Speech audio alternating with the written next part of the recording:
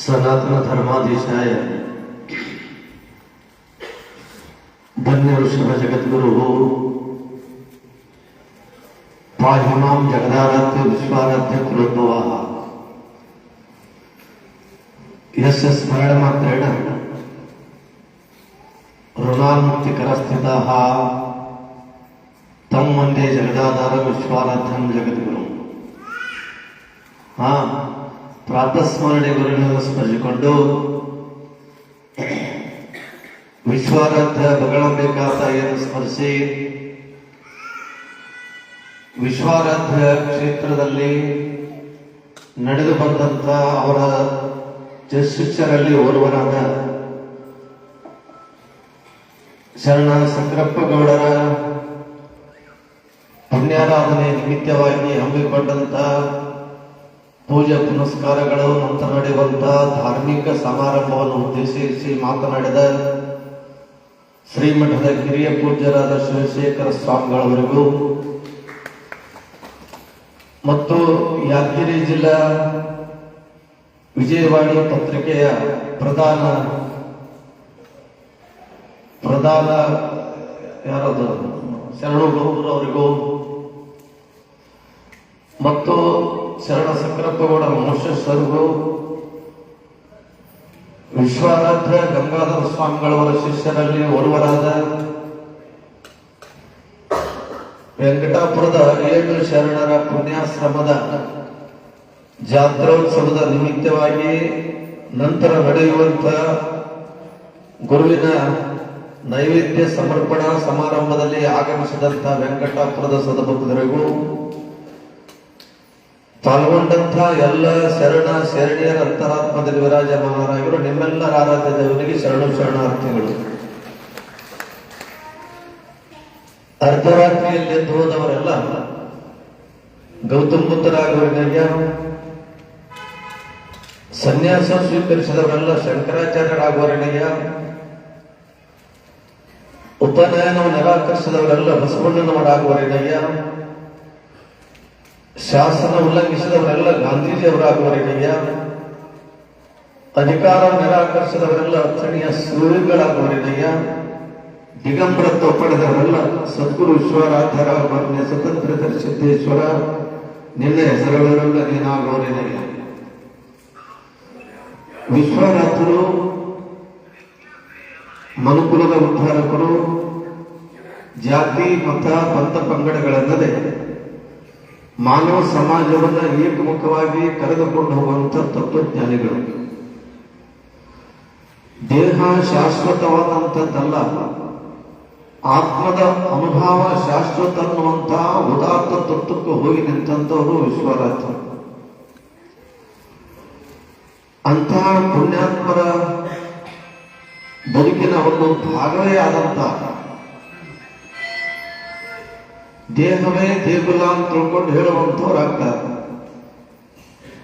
ಶಿರ ಹಣ್ಣಿನ ಕಳಸ ಆಗ್ತದ, ಪಿಂಡ ಗರ್ಭಗುಡಿ ಆಗ್ತದ, ಕಾಲುಗಳು ಪಾದಗಳಾಗ್ತಾವ ಅಂತ ತಿಳ್ಕೊಂಡು ಹೇಳುವಂಥವ್ರಾಗ್ತಾರೆ. ಸದ್ಗುರುನಾಥ ನಿನಗೆ ಏನಾದರೂ ಎಲ್ಲಾದರೂ ಹೊಚ್ಚಗೋ, ನಿನ್ನ ಪಾದ ಹೊಂದಿದ್ದರೆ ಸಾಕು ಅನ್ನುವಂತ ಮನೋಭಾವನ ಇಟ್ಟುಕೊಂಡು ವಿಶ್ವರಾಧ್ಯರಿಗಾಗಿ ಹಂಬಲಿಸಿ ವಿಶ್ವರಾಧ್ಯರನ್ನ ಬೆನ್ನು ಹತ್ತಿ ಅವರಿಗಾಗಿ ಕಾಡಿದಷ್ಟು ಕಾಡಿಸಿಕೊಂಡು ಕೊಟ್ಟಷ್ಟು ಕಷ್ಟವನ್ನು ಉಂಟು ಪರೋಪಕಾರಾರ್ಥಂ ಇದಂ ಶರೀರಂ ಅನ್ನುವಂಥ ಮಾತಿಗೆ ಅನುಗುಣವಾಗಿ ಆ ಪುಣ್ಯಾತ್ಮನನ್ನು ಈ ನಾಡಿಗೆ ಕರೆದುಕೊಂಡು ಬಂದಂತ ಪುಣ್ಯಾತ್ಮನ ಶರಣ ಸಂಕ್ರಪ್ಪಗೌಡರು. ಆ ಪುಣ್ಯಾತ್ಮರ ಇವತ್ತು ಸ್ಮರಣೋತ್ಸವ ದಿನವನ್ನು ನಾವು ನೀವೆಲ್ಲರೂ ಕೂಡಿಕೊಂಡು ಆಚರಣೆ ಮಾಡತಕ್ಕಂಥವ್ರು ಆಗ್ತಾರೆ. ಮೊನ್ನೆಯ ದಿನ ನಮ್ಮ ಆಂಜನೇಯಪ್ಪ ಬಂದಿದ್ದ, ಮಾತಾಡಕತ್ತಿದ್ರು. ಸಹಜ ಮಾತಾಡ್ಕೋಂತ ಏನಂದ್ರು, ಮಾದೇವರೆಡ್ಡಿ ಅಂದ, ಆಂಜನೇಯಪ್ಪ ನಾಡ್ದ ಹುಣ್ಣಿ ದಿವಸ ಸಕ್ರಪ್ಪರು ಕುಡಿತಿದ್ಯಾದಪ್ಪ ಬರಬೇಕು ಅಂತ ತಿಳ್ಕೊಂಡು ಅವ ಅಂದ, ಬರ್ಬೇಕಪ್ಪ, ಬರ್ಲಿಲ್ಲ ಅಂದ್ರೆ ಹಂಗ ಪಾಪ ಪುಣ್ಯಾತ್ಮ ಎಂತ ಕೆಲಸ ಮಾಡ್ಯಾನ, ಅವನ ಪುಣ್ಯ ಸ್ಮರಣ ನೆನಪಿಗಾಗಿ ನಾವು ಬರ್ತೀನಿ ಅಂತ ತಿಳ್ಕೊಂಡು ಅವನು ಬಂದ. ಅಂದ್ರೆ ಇವತ್ತು ಹೇಳುವಂತ ಮಾತೇನಂತ ಕೇಳಿದ್ರೆ, ಯಾರು ಪುಣ್ಯತಿಥಿ ಮಾಡಬೇಕಂತ ಕೇಳಿದ್ರೆ ಯಾರ ಪುಣ್ಯದ ಕೆಲಸ ಮಾಡಿರ್ತಾರ ಅಂಥವ್ರು ಪುಣ್ಯತಿಥಿ ಮಾಡಬೇಕು. ಎಂಥ ಪುಣ್ಯದ ಕೆಲಸ ಮಾಡ್ಯಾನ ಆ ಪುಣ್ಯಾತ್ಮ ಅಂತ ಕೇಳಿದ್ರ, ಶಿವನ ಅವತಾರವನ್ನೇ ಹೊತ್ತುಕೊಂಡು ಬಂದಂತ ವಿಶ್ವಾರಾಧ್ಯರನ್ನು ವರಿಸಿಕೊಂಡು ಈ ಭೂಮಿಗೆ ತಂದು, ಗುರುನಾಥ ಎಲ್ಲಾ ನಿಮ್ಮದಪ್ಪ ಅಂತ ತಿಳ್ಕೊಂಡು ಸಮರ್ಪಣಾ ಭಾವದಿಂದ ಅವನ್ ಕರ್ಕೊಂಡು ಬಂದು ಇಲ್ಲಿ ಕುಂದಿರ್ಸಿದ್ನಲ್ಲ, ಅದು ದೊಡ್ಡ ಪುಣ್ಯ ಅಂತ ತಿಳ್ಕೊಂಡು ನಾವೆಲ್ಲರೂ ಕೂಡ ಭಾವಿಸ್ಬೇಕು. ಯಾಕಂದ್ರೆ ಸಕ್ರಪ್ಪ ಗೌಡರು ದೊಡ್ಡ ಧನಿಕರು. ಅವ್ರಿಗೆ ರಥದ ತಿರುಗಾಡ್ತಿದ್ರು. ಸುಮಾರು 100,000 ಎಕರೆ ಭೂಮಿ, ಊರು ತುಂಬಾ ಅಣ್ಣತಮ್ಮರು, ದೊಡ್ಡ ಸಂಭ್ರಮ ಅಂತ ತಿಳ್ಕೊಂಡು ಅವ್ರ ಬದುಕಿನ ಪೂರ್ವಾರ್ಧದಲ್ಲಿ ನಾವು ಕೇಳುವಂತವ್ರು ಆಗ್ತದೆ. ಅವ್ರಕ್ಕಿಂತ ಬಾಜು ಊರಿಗೆ ಹೋದ್ರ ಈ ಊರ್ ಗೌಡ್ರನ್ನ ಹಂಗ್ಯಾರಪ್ಪ ಹಿಂಗೆ, ಅವ್ರಕ್ಕಿಂತ ದೊಡ್ಡವರ ಸ್ವಲ್ಪ 4 ಕಡೆಗೆ ಅವ್ರು ದೊಡ್ಡವ್ರು ಶ್ರೀಮಂತರು, ಈ ಕಡೆ ಇವ್ರು ಶ್ರೀಮಂತರು ಅಂತ ತಿಳ್ಕೊಂಡು ಹೇಳುವಂತವ್ರು. ಆದ್ರೆ ಸಕ್ರಪ್ಪಗಳು ವಿಚಾರ ಮಾಡಿದ, ಈ ಸಂಪತ್ತು ನನಗೆ ಶ್ರೀಮಂತಿಗೆ ತಂದು ಕೊಡುವಂಥದ್ದಲ್ಲ. ಈ ಸಂಪತ್ತು ಹೇಗಂತ ಕೇಳಿದಾಗ, ಅಸ್ಥಿರಂ ಬಗ್ಗೆ ಧರ್ಮಿಯವನ ಅಸ್ಥಿರಂ ಪುತ್ರನಾರೆಸ್ತು ಧರ್ಮಮುಖ್ಯಕ್ಕೆ ಬಯಸ್ತಿರ. ಈ ಕಾಣುವಂತ ಅಸ್ಥಿರ ನಾನು ಹಿಂದೆ ಬರೆಯಲಿಲ್ಲ, ಅದು ನನ್ನದಲ್ಲ. ನನ್ನೊಂದಿಗೆ ಸಂಸಾರ ಮಾಡ್ಕೊಳ್ಳಕ್ ಬಂದಂಥವ್ರು ನನ್ನೊಂದಿಗೆ ಇರುವಂಥವ್ರಲ್ಲ, ಅವರು ನಡು ಬಿಟ್ಟು ಹೋಗಂಥವ್ರು. ಇದು ನನ್ನ ಸಂಸಾರ ಅಲ್ಲ. ನನ್ನ ಸಂಸಾರ ಹೇಗೆ ಅಂತ ಕೇಳಿದಾಗ, ನಾನು ಹೋದಾಗಲೂ ಕೂಡ ನನ್ನ ಸಂಸಾರ ಯಥಾರೀತಿಯಾಗಿ ಇಡಬೇಕು, ಅಂತ ಸಂಸಾರ ನಾನು ಮಾಡಬೇಕಂತ ತಿಳ್ಕೊಂಡು ಸದ್ಗುರುನಾಥನನ್ನು ಕೂಡಿಕೊಂಡ ಇವತ್ತು ದೊಡ್ಡ ಬಳಗವೊಂದಿಗೆ ಅವನು ಬರುತ್ತಕ್ಕಂಥ. ಅದಕ್ಕೆ ಹೇಳ್ತಾರೆ, ಏನು ನಿನ್ನದಲ್ಲ, ಭೂಮಿ ನಿನ್ನದಲ್ಲ, ಕಾಮಿ ಕಾಂಚನ ನಿನ್ನವಳಲ್ಲ, ನಿನ್ನದೆಂಬುದು ಜ್ಞಾನರತ್ನ. ಆ ರತ್ನವನ್ನು ನೀನು ಧರಿಸಿದೆಯಾದರೆ ನಿನ್ನಂತ ಸಿರಿಯುವಂತರು ಯಾರೂ ಇಲ್ಲ. ವಿಶ್ವರಾಜ್ಯವನ್ನು ಕರ್ಕೊಂಡ್ ಬರ್ಬೇಕಂತ ತಿಳ್ಕೊಂಡು ಸಕ್ರಪ್ಪಗಳು ಬಹಳ ಪ್ರಯತ್ನ ಮಾಡಿದ್ರು. ಅವ್ರನ್ನ ಕರ್ಕೊಂಡು ಬಂದ್ರೆ ನಿನ್ನ ಮನೆತನದ ಎಲ್ಲ ತಂದೆರಗಳು, ಕಷ್ಟ, ಕಾರ್ಪಣ್ಯ, ಬ್ರಹ್ಮರಾಕ್ಷಸ ವಾಸನೆ ಎಲ್ಲವೂ ದೂರ ಆಗ್ತದೆ, ನಿನ್ನ ಸಂತಾನ ಪ್ರಾಪ್ತಿ ಆಗ್ತದೆ. ಆದ್ರೆ ಅವ್ರನ್ನ ಕರ್ಕೊಂಡು ಬಾ ಅಂತ ತಿಳ್ಕೊಂಡು ಹೇಳಿದ್ರು. ಅವ್ರು ಬರಂಗಿಲ್ಲ, ಆದ್ರೆ ಅವ್ರ ಮನಸ್ಸು ಅನಿಸ್ಕೋಬೇಕು ನೀವು. ಇವತ್ತು ಏನಾದ್ರೂ ಆಸೆ ಇಟ್ಟುಕೊಂಡವ್ರು ದೊಡ್ಡವ್ರು ಕರೀತಾರಪ್ಪ ಅಂತ ತಿಳ್ಕೊಂಡು ಬರ್ಬೋದು. ಆಸೆ ಹೇಳಿದಂತ ಈಶನಿ ಕರ್ಕೊಂಡು ಬರ್ಬೇಕಾದ್ರೆ ಸ್ವಲ್ಪ ಕಷ್ಟ ಸಾಧ್ಯ ಆಯ್ತು ಸಕ್ರಪ್ಪ ಗೌಡ್ರಿ. ಅಂತ ಒಂದು ಸಂದರ್ಭದಲ್ಲಿ ಅವರು ಬೆನ್ನತ್ತಿದಂತ ಸಕ್ರಪ್ಪ ಗೌಡರು ಹಳೆ ಶಾಬಂಧದಲ್ಲಿ ಕುಳಿತಂತ ಸಂದರ್ಭದಲ್ಲಿ ಅಡಿತಾತನ ದರ್ಶನ ಮಾಡಿಕೊಂಡು ವಿಶ್ವರಾಜ್ಯರು ಅಲ್ಲೇ ಹಂಗೆ ಬಲ್ಕೊಂಡ್ಬಿಟ್ಟ. 1 ದಿವಸ ಹೋಯ್ತು, 2 ದಿವಸ ಹೋಯ್ತು. ಚಳೆಯಾಗ ಗುರುಗಳು ನಡುತ್ತಾರ ಅಂತ ತಿಳ್ಕೊಂಡು ಅವ್ರಿಗೆ ಶರೀರ ಮೇಲಿನ ಬಾಧೆ ಇದ್ದಿದ್ದಿಲ್ಲ, ಬಾನ ಗೊತ್ತಿದ್ದಿಲ್ಲ. ಶಾಲು ತಂದು ಹಸ್ತಿದ್ದ, ಅವನು ಸೇವಾ ಮಾಡ್ತಿದ್ದ, ನೋಡ್ತಿದ್ದ ವಿಶ್ವರಾಜರ ಅವನ ಕಡೆಗೆ ನಿಗಾ ಆಗ್ತಿದ್ದಿಲ್ಲ. ಆಗಲೇ ಅಂತ ತಿಳ್ಕೊಂಡು ಹಳೆ ಶಾಬಾದ ಕಲ್ಲಪ್ಪಗೌಡ ಹತ್ರ ಕರ್ಕೊಂಡು ಹೋದಂತ ಸಂದರ್ಭದಲ್ಲಿ ಕಲ್ಲಪ್ಪಗೌಡನು ಕೂಡ ವಿಶ್ವರಾಜರನ್ನು ತನ್ನಲ್ಲೇ ಉಳಿಸ್ಕೋಬೇಕಂತ ತಿಳ್ಕೊಂಡು ಅವನು ತನ್ನ ಹೆಂಡತಿಯೊಂದಿಗೆ, ಮಕ್ಕಳೊಂದಿಗೆ, ಸಂಸಾರಿಕರೊಂದಿಗೆ ಸೇವಾ ಮಾಡ್ಕೊಂತಿದ್ದ. ಅಂತ ಒಂದು ಸಂದರ್ಭದಲ್ಲಿ, ಅಪ್ಪ ನಿನಗಾಗಿ ಗುಡಿ ಕಟ್ಟಿಸ್ತೀನಿ, ನಿನಗಾಗಿ ಇಲ್ಲೊಂದು ಸಂಸ್ಥಾನ ನಿರ್ಮಾಣ ಮಾಡ್ತೀನಿ, ಇಲ್ಲಿರು ಅಂತ ತಿಳ್ಕೊಂಡಂದಾಗ, ಯಾಕೆ ನನಗೆ ಬೇಡಿದ್ದು ಕೊಡ್ತೀನ, ಅದಕ್ಕೆ ಇರುವಂತೇನೋ ಅಂತ ಕೇಳಿದ್ರಂತ ವಿಶ್ವರಾಜರು.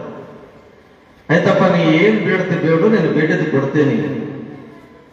ವಿಶ್ವರಾಜರು ಹೇಗೆ ನೋಡಿದ್ರಂತ, ಸಕ್ರಪ್ಪ ಗೌಡ ನೋಡಿದ್ರು, ಕಲ್ಲಪ್ಪ ಗೌಡ ನೋಡಿದ್ರು. ಅಲ್ಲೇ ಕಲ್ಯಾಣ ನೀನು ಹೇಳ್ತಿರ್ಬೇಕು, ಕೊಡ್ತೇನೋ ಅಂತ ಕೇಳಿದ್ರಂತ ವಿಶ್ವರಾಜರು. ಕಲ್ಲಪ್ಪ ಗೌಡ ಗಪ್ಪ ನಿಂತು ಬಿಟ್ಟನಂತ. ನಿಂತ ವಿಶ್ವರಾಜರು ಒಂದ್ ಕಡೆಗೆ ನೋಡಿ ನಗ್ಲಕ್ಕಂತಲೇ, ಆತ್ಮಸತಿ ಪರಮಾತ್ಮ ಪತಿ ಸಂಘ ನಿಸ್ಸಂಗವು ನಡೆದುಕೊಂಡು ನಿಸ್ಸಂಗ ನಿರ್ಮೋಹತ್ವದ ಹೋದಂತ ನನಗ ನಿನ್ನ ಸತಿ ನನಗೆ ಅದಕ್ಕೆ ಬೇಕಲ್ಲೇ. ಆತ್ಮಸತಿ ಪರಮಾತ್ಮ ಪತಿ ಅಂದ್ರೆ ನೀ ನನಗೆ ಶಿಷ್ಯ ಆತೇನಂತ ತಿಳ್ಕೊಂಡು ಕೇಳಿದೆ. ಶಿಷ್ಯ ಗುರು ಶಿಷ್ಯರ ಅನುಭವ ಗೊತ್ತಿಲ್ಲಾರ್ದಂತ ಮತಿಗೇಡಿ ನನಗ್ಯಾಗಿ ಇಟ್ಟು ಗೊತ್ತಲೇ. ನಾನು ಅಭಿವೃದ್ಧಿ ಕ್ಷೇತ್ರ ಅಲ್ಲೇ ಆದ್ರೆ ನಡ್ಲೆ ಸಕ್ರಾಯಿ ಗೆದ್ದಿ ಅಂತ ತಿಳ್ಕೊಂಡು ಸಭ್ಯಕರಂತ ವಿಶ್ವರಾತ್ರಿ ಇಲ್ಲಿ ಬಂದ್ರು. ಅಂಥ ಒಂದು ವಿಚಾರದಲ್ಲಿ ಬಂದಂತಹ ವಿಶ್ವರಾಜರನ್ನ ತಾನು ಉಳಿಸಿಕೊಂಡು ಅವನಿಗಾಗಿ ಬಂದಂತ ಭಕ್ತರಿಗಾಗಿ ಇದು ಮಠ ನಿರಂತರವಾಗಿ ನಡೆಯಬೇಕು, ನಿರಂತರವಾಗಿ ವಿಶ್ವಾಸಗಳೊಂದಿಗೆ ನನ್ನ ಹೆಸರು ಬೆಳಗಬೇಕೆನ್ನತಕ್ಕಂಥ ಮನೋಭಾವನೆಯಲ್ಲಿ ಆ ಪುಣ್ಯಾತ್ಮ ಮರಿ ಬಿಟ್ಟ, ಮಾರು ಬಿಟ್ಟ, ಎಲ್ಲವನ್ನು ಬಿಟ್ಟು ಯಾರು ಬಂದಂತಂದ್ರೆ ಗುರುವಿನ ಬಂದಂತಿಲ್ಲ. ಇದು ಅನುಭವದಲ್ಲಿ ನೋಡತಕ್ಕಂಥ ಮಾತ ಗುರುವಿನ ಬೆನ್ನಟ್ಟಿದವರಿಗೆ ಏನ್ ಸಿಗ್ತದೆ ಅಂತ ಕೇಳಿದ್ರೆ ಗುರು ಗೋರಖನಾಥ ಶಿಷ್ಯ ಮಚ್ಚೇಂದ್ರನಾಥ ಅಂತ ತಿಳ್ಕೊಂಡು ಕೇಳುವಂತವ್ರಾಗ್ತದೆ. ಗೋರಖನಾಥ ಮಚ್ಚೇಂದ್ರನಾಥ ಅನ್ನುವಂತ ಗುರು ಶಿಷ್ಯರಿಗೆ ತಿರುಗಾಡ್ಕೋತಿದ್ರು. ಶಿಷ್ಯಗೆ ಗುರು ಹಿಡಿತಿದ್ರು, ಯಾಕೆ ಬಂದಂತಿದೆ ಹೋಗು ಹೋಗು ಹೋಗು ಅಂತ ತಿಳ್ಕೊಂಡಂದನ್ನು. ಅವರು ನಿರಾಡಂಬರ ಜೀವಿಗಳು, ನಿರ್ಮಹತ್ವಾದಿಗಳು. ಅವಾಗ ಒಂದು ನಾ ಎಲ್ಲಿಯಾದರೂ ಕೂಡ ನೀನು ಪಾದ ಬಿಟ್ಟು ಹೋಗಬೇಕಿಲ್ಲ ಅಂತ ತಿಳ್ಕೊಂಡು ಗುರುವಿನ ಪಾದ ಹಿಡ್ಕೊಂಡು ಗುರು ಎಲ್ಲಿ ಹೋಗ್ತಾನೆ ಹಂಗೆ ಹೋಗ್ಕೊಂತಿದ್ರು. ಒಂದು ಊರಾಗ ಹಿಡ್ಕೊಂಡಂತ ಸಂದರ್ಭದಲ್ಲಿ ಗುರು ಹೇಳ್ತಾರ, ಹಸು ಆಗಿದ್ರೆ ಒಂದು 3-4 ಮನಿ ಭಿಕ್ಷಾನ್ನ ಮಾಡ್ಕೊಂಡ್ ಬಾ ಅಂತ ಹೇಳಿದ್ರು. ಆಯ್ತಾ ತಿಳ್ಕೊಂಡು ಹೋಗಿ ಅಲ್ಲಲ್ಲಿ ತಿರುಗಾಡ್ಕೊಂಡು ಭಿಕ್ಷೆ ನೋಡ್ಕೊಂಡು ಬಂದ. ಒಂದು ಮನೆಗೆ ಹೋಳಿಗೆ ಮಾಡ್ಲಕ್ಕಂದ್ರು, ಹೋಳಿಗೆ ನೀಡಿದ್ರು. ಅವ್ರಂದ್ರು, ಅಮ್ಮ ನಮ್ಮ ಗುರುವಿಗಾಗಿ ಹಸ್ತ ಕೊಡ್ತಾನ, ಗುರುಗಳಿಗೆ ಇದು ಹೋಳಿಗೆ ಉಂಡ್ರ ಅಂತ ತಿಳ್ಕೊಂಡು ಹೊಡ್ಕೊಂಡು ಹೋಗಿ ಹೋಳಿಗೆ ಕೊಟ್ಟ. ಗುರುಗಳು ಹೋಳಿಗೆ ಊಟ ಮಾಡಿದ್ರು. ಊಟ ಮಾಡಿ ಶಿಷ್ಯ ಹೇಳಿದ್ರು, ಇನ್ನೊಂದು ಹೋಳಿಗೆ ತಗೊಂಬಲ್ಲಿ ಭಾಳ ಚಲೋ ಅದ ಅಂತಂದ್ರು. ಆಯ್ತಂತ ತಿಳ್ಕೊಂಡು ಮತ್ತೆ ಬಂದ. ಯಾವಾಗ ನಮ್ಮ ಗುರು ಇನ್ನೊಂದು ಹೋಳಿಗೆ ಬೇಕಂತಾನ ಕೊಡು ಅಂತ ತಿಳ್ಕೊಂಡಂದ್ರು. ಆಯ್ತು ಮತ್ತೊಂದು ಕೊಟ್ಟರು. ಗುರು ಊಟ ಮಾಡಿದ್ರು. ಅಲ್ಲೇ ಇದು ಬಹಳ ಚಲೋ ಅದಪ್ಪ, ಇನ್ನೊಂದು ಹಂಪಲ ಆಗ್ಯದ, ಇನ್ನೊಂದು ಹೋಳಿಗೆ ತಗೊಂಡು ತಿಳ್ಕೊಂಡಂದ್ರು. ಆಯ್ತು ಅಂತ ತಿಳ್ಕೊಂಡು ಮತ್ತೊಂದು ಹೋಳಿಗೆ ತರ ಹೋದ. ಆ ತಾಯಿ ಅಂತ ನೋಡಪ್ಪ ಮ್ಯಾಗ ಮ್ಯಾಗ ಮ್ಯಾಗ ಹೋಳಿಗೆ ಕೇಳ್ಕೊಂತ ಬಂದ್ರ ಇದು ಹೋಳಿಗೆ ಸಿಗಕ್ಕಿಲ್ಲ, ನಿನ್ನ ಗುರುವಿನ ಮೇಲೆ ಜಾಸ್ತಿ ಹಂಪಲ ಅದೇನ? ಬಹಳ ಹಂಪಲ ಅದ. ಹಂಬಲ ಇತ್ತಂತಂದ್ರೆ ನಾವೊಂದು ಕೇಳಿದ್ ಕೊಡ್ತೇವೆ, ನಮ್ಮ ಗುರುವಿಗಾಗಿ ಸಮರ್ಪಣಾ ಭಾವದಿಂದ ಏನ್ ಬೇಕಾದ್ರೂ ಕೊಡ್ತೇನೆ. ಯಾಕಂದ್ರೆ ನನ್ನ ಬಳಿ ಏನಿಲ್ಲ, ನನ್ನಲ್ಲಿದ್ದಂತಂದ್ರೆ ಏನ್ ಕೇಳ್ತೀವಿ ಗುರುವಿಗಾಗಿ ಕೊಡ್ತೀನಿ, ಅದರಲ್ಲಿ ಏನ್ ಕೇಳ್ತಿ ಕೇಳಂತ ಹಂಗಳಂತಾರ. ನೀನು ಗುರುವಿಗಾಗಿ ಒಂದು ಹೋಳಿಗೆ ಬೇಕಂದ್ರ ನಿಂದೊಂದು ಕಣ್ಣು ಕಿತ್ತುಕೊಂಡು ಹೋಳಿಗೆ ಕೊಡ್ತೀನಿ ಅಂತ. ಆಯ್ತಂದ ಕಣ್ಣು ಕಿತ್ತಿದ ಹೋಳಿಗೆ ಕೊಟ್ಟ. ಗುರು ನೋಡ್ತಾನ ತಿಳ್ಕೊಂಡು ಬಟ್ಟೆ ಕಟ್ಕೊಂಡು